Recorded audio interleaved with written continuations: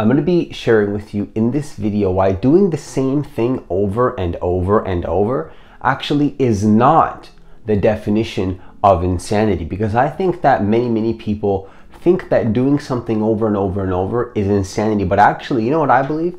I believe that the opposite is insanity. I'm going to share with you in this video why actually not doing the same thing over and over and over in your life and not being consistent is more insane than doing the same thing over and over and over, expecting different results.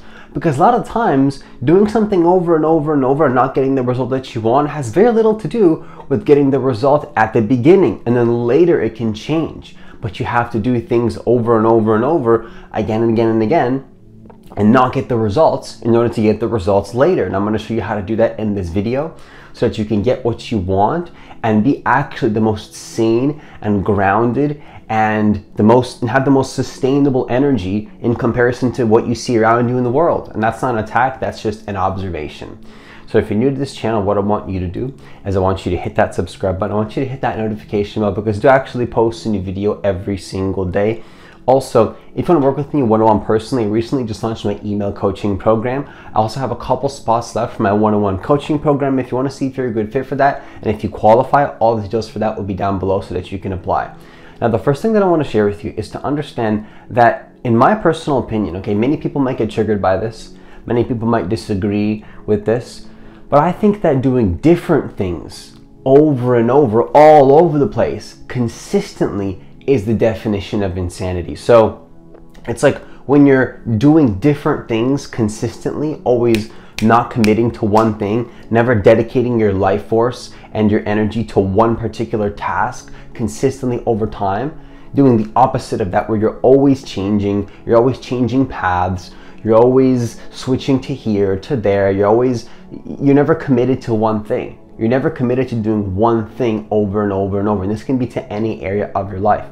I believe that, in fact, that is the definition of insanity. What could be more insane than not committing to one thing, consistently going all over the place with your energy, with your focus, and then kind of you look like the same person because you keep doing the same mistakes over and over and over. You're never actually changing. If you look at a person that is consistently not committed to one thing, they think they're doing everything. They think that they're getting lots done. They think that they're really busy. I'm doing lots of busy work. They're too busy. They say, oh, I'm too busy to focus on this one thing. But they're so busy that they get nothing done. So they're so busy. They feel like they're really busy. They feel like they're doing a lot. They really feel busy. They really feel like they're being productive by doing all these different things, never being committed to one thing, yet they're never getting anything done. Nothing's actually changing in their life. So actually, when you feel the most busy, oftentimes you're not actually busy. You're just wasting your time. So I believe that doing different things over and over and over the place consistently is actually the real definition of insanity. What could be more insane than being all over the place and never changing, never seeing true results in your life? Personally, for me, the only times that I've ever felt fulfilled and connected to who I really am and, changing in the way that I want is when I've dedicated myself to one thing at a time. Doesn't mean I can't change along the way if something doesn't feel right. But even then though, something not feeling right can just be the past coming up when you were uncommitted in the past. Because the moment you commit to one thing, it'll start to feel right. It'll start to feel more right. Anything feels right when you commit to it. When you commit to something, what feels right is going to change. What feels right is completely relative to what you're focused on and what you're committed to. So I want to ask you something in this video, which is that how do you really know what works? And how do you really know even what you like and what your preference is that you can make work through consistency? Because you might be like, oh, this thing doesn't work, I don't like it. But if you do it enough times and commit to it, that could change. That could change a lot. So how do you really know what works? And how do you know what you like until, I want to ask you this, until you do one thing consistently more than once? Right? If you think about it, it's kind of like an acquired taste. If you've ever tried a new food for the first time, it doesn't taste good at the beginning, no matter what it is. If it's new, you might actually like it. I mean, it depends, right? You might like it, you maybe just naturally have a a preference for it, I don't know, right? But a lot of things, and even if you have a preference for it, maybe it's in like your genes or something. Maybe if you think, oh, that's so good, I never tried that before. But maybe there's something else that was like similar that you kind of liked about it, and it was somehow like in your blueprint. And I'm just speaking from what I believe. I don't know, obviously, right? I'm not gonna pretend that like I know firm, I have conviction on this topic. But what I believe is like, how do you really know? Like, for example, if you try something totally new, that's completely out of your comfort zone, that's totally in the realm of what you've never seen before, what you never tried before. And I'm not saying to not do it unless you have a vision to go there and it feels aligned to you. But again, we need to record a whole video on that. It's like, it might not feel right at the beginning. It might feel like a little bit weird, and it might feel like a little bit like you don't like it. It's like that new food. Maybe you go to some new culture, you try some new food, it tastes, it's like, oh God, that's terrible. But you can acquire a taste for it if you eat it enough times. You can do that. And one thing that initially might repulse you, be like, oh, that's disgusting. Well, if you were to go into that environment again and again and again and again, it would eventually become your preference if you were to do it enough times. Now, if you're truly repulsed by it and you didn't like it and you went to something else, it wouldn't be your preference. But so how do you really know? I would say you got to try it. Like, you can't just do something once and then decide like, oh, I didn't like that, and then go back to doing 50 million other things. And then, because like the thing is, I believe that unless we commit to one thing consistently more than once, not just one time, over time, consistently, you're never really going to know what it is that you like and what you dislike. You're just not going to know. You're never actually going to know, because you got to be committed in a certain direction in order to really find out. And unless you make that commitment, it's going to feel really scattered, and like you don't know what you're doing, and you don't know why you're doing it, and I don't know why I'm getting results. And then you go look on Google on why you're not getting the answers and why it's not working. And it's like, look, many people that seek out all the answers, and it's like, oh my God, how do I do this? They know the answer. They know what they have to do. They're just not doing it. They're pretending like they don't, you'd be surprised how powerful your mind is. You could even ask your own mind what you need to do. Your mind will know, and you got to commit to that, and you got to see what that's like. And if you don't do it, look, what's going to happen is that you're going to convince yourself that you don't have the answers within you when you do. And I'm not saying that seeking mentors and support systems are important, which is why I share my coaching services, but you don't have to do my coaching if you don't want to. What I'm saying is that the key is to be committed in a certain direction, and only then will you truly understand what it is that you truly want to be doing and how you truly want to be in the world. You got to see through contrast what you like and what you dislike, but you got to be committed. You got to be focused. You got to be dedicated in a certain direction. You have to take responsibility of your focus, your attention, and your energy. And in my personal opinion and experience, there's quite literally no exceptions to this rule, because if you don't accept this as the truth, you will forever be scattered in your consciousness, and you'll be all over the place until you come back to your senses and realize and remember that in fact, committed, focused, and dedicated energy is really the only way to be truly sane. It's the only way to be truly sane. You know, people say like, oh, turn off the mind. And I've been saying this a lot in my videos, but I want to say it again because I think it's important. That it's like, oh, you know, the mind is bad, or don't use the mind, or like, you know, discipline is bad. Let's just be spiritual, and let's just be not disciplined. Let's not be focused. And look, for me personally, that didn't get me the results that I wanted in my life, and it led me to feel much more insane than when I was disciplined and focused and connected. And you wouldn't believe how much my spirituality, and I say spirituality in that because what is even spirituality? Spirituality is simply you feeling connected to who you really are. And that means not just to some idea that makes you feel ungrounded in your body. That's what brings you the most peace and the most groundedness. So whatever that is to you, there's no rights or wrongs here. If you do something that brings you peace, even if that means commitment and discipline to what somebody else might seem like the most non-spiritual thing to do, that is the path for you to take that is the most spiritually aligned for you. And I don't believe that there are any exceptions to that. Oftentimes what brings the most spiritual growth to somebody else could be the complete opposite for you. It could be the complete opposite for you. To one person, maybe they didn't, what I'm sharing with you right now could be the totally wrong thing. and might trigger you and it might push you to go do what you know you need to do.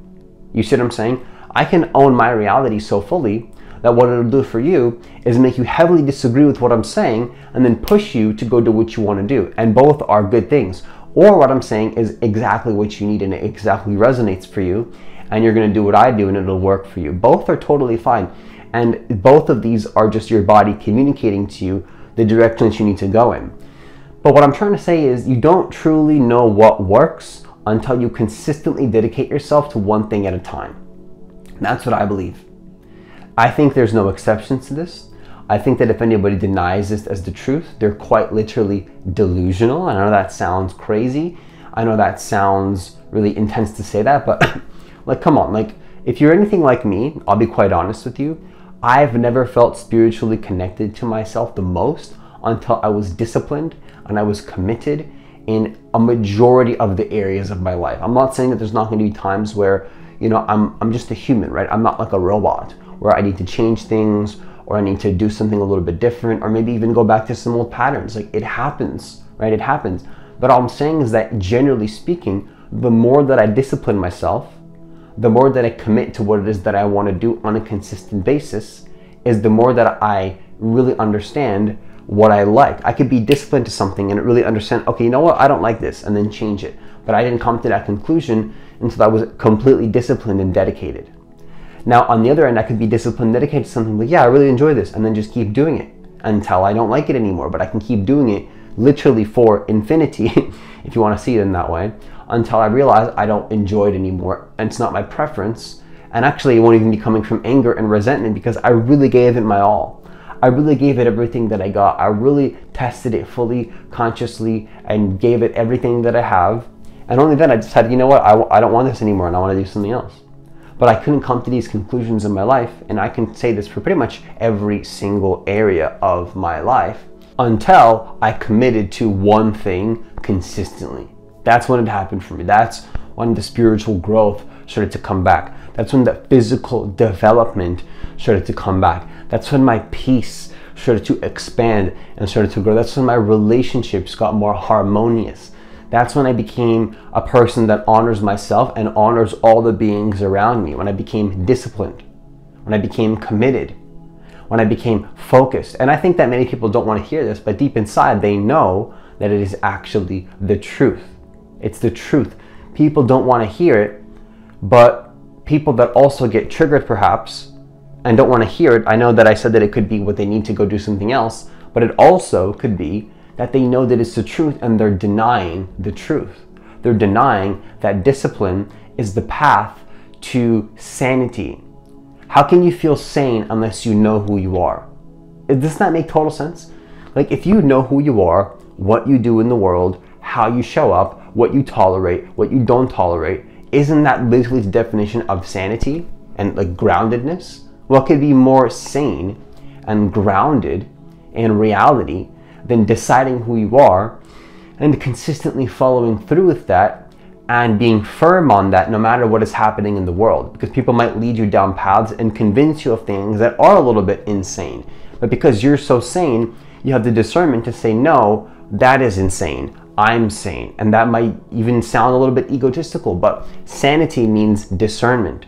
Sanity means boundaries. Sanity means not accepting everything as the truth in your reality because you know what is the truth. You know what is the truth. And you could say that it's the truth to you subjectively, but even that's not quite right because it just becomes the truth. I can say that we all have our own personal truth and it is subjective, and that's true. But also, you know, like, everybody has a different experience, right? And all I'm saying is that sanity can only happen when you're committed. That's what I believe. So what I want to conclude this video with is the understanding that I invite you to be one person and commit to one thing at a time. One person and one thing at a time. And you'll see that this makes you feel a lot better. You'll see that this brings you a lot of peace. You'll see that you begin to feel more grounded and less scattered. And on the contrast, if you don't want to take this advice, I wouldn't encourage this because I don't think that this is a way to be sane and to honor yourself and honor the beings around you. But if you want and you feel the need to do so, I can't stop you. What you could also notice is that doing the opposite of this, where you're consistently doing things all over the place, consistently not being consistent, you could say, what my invitation is for you to consider is that you will notice that that is truly what leads you down to be the least sane and grounded person that you can possibly be. And I don't want to convince you of that. Unfortunately, I could say it's unfortunate, but really maybe it's just how it has to be. I could say that, but maybe it is unfortunate because it does lead people to do things that are quite insane and quite ridiculous. And I'm only speaking from my past experience. But I could say that, unfortunately, people might need to go through that in order to see the contrast and learn lessons to be like, you know what? I've been ridiculously insane enough times. This time, I'm not going to do that. Because what leads you to be more sane? It's all those insane experiences where you were very immature. What is maturity? What is growth? What is wisdom? Wisdom can only happen when a person has wisdom when they've been in the depths of resistance and insanity long enough to the point where they realize that it's simply not working. That's what it means to be sane and have wisdom and to be wise. The most wise people usually have suffered the most, usually have been in the depths of their own personally created hell and living in their own abyss of darkness and the shadows. The people that have been there the most and realized that it wasn't actually working, those are the people that usually are the most wise. These spiritual teachers that you see or leaders, you think that it's like, oh, they didn't have any challenges, maybe they got it lucky. Quite the opposite. They usually have some story where they were in extreme suffering, but people forget that. People look at these people or anybody that's a leader or seems powerful or seems really grounded and sane and secure, and they usually very openly share these stories, but people just forget. They block it out as if they've always been this sane, grounded, and calm and wise person. So I don't want to say this, but sometimes maybe perhaps unfortunately people do have to be a little bit immature and go into the depths of who they use, in the depths of their past, you could say, and living in the past and attaching to all these things, to do that again and again, be in that insane energy of being undisciplined, unfocused, fragmented, overly emotional, lack of emotional intelligence. Nothing wrong with emotions, but if your emotions are controlling you to the point where you're not consistent and you're not disciplined and you're extremely fragmented, I would say that to a very large degree, maybe this doesn't apply to anybody, I don't know for sure, right? I can only speak to myself, but to me personally, to a very large degree, that is the problem. That is the definition of insanity. So what I want to conclude this video with is the invitation for you to try being one person and doing one thing at a time, committing to one identity, one thing at a time. This can be around any area of your life, and to align your actions with that, to build trust within yourself, to build integrity within yourself. And if you don't want to do that, I can't stop you, and I won't convince you to not do that or do that. It's just simply an invitation. I can't tell you what to do or what not to do, which is why I precisely and specifically say the word invitation. It's like, imagine in the mail you get an invitation, hey, you want to come to my party? Cool, if you don't come, it's an invitation. You can throw the invitation in the trash. You're welcome to do whatever it is that you want to do. But I will invite you to test this, and if you don't, my guess is that you will learn through contrast the realization that not doing this will be quite literally insane. And eventually you will remember, not because just you watch this video, but you'll in your own self remember, like, yes, I need to be disciplined again. You know, once again, I need to come back to my senses. I need to come back to discipline. I need to be that person that I know I need to be and want to be. And then you'll see that you are the power. And with that, I conclude this video. Once again, I just launched email coaching. So if you do want to be part of that, all the details for that will be down below. And also I have a couple spots left for my one-on-one coaching program. There are limited spots available for that. If you want to see if you qualify for that, because not all applications are actually accepted, all the details for that will be down below as well. As always, enjoy the rest of your day, and I'll see you in the next video.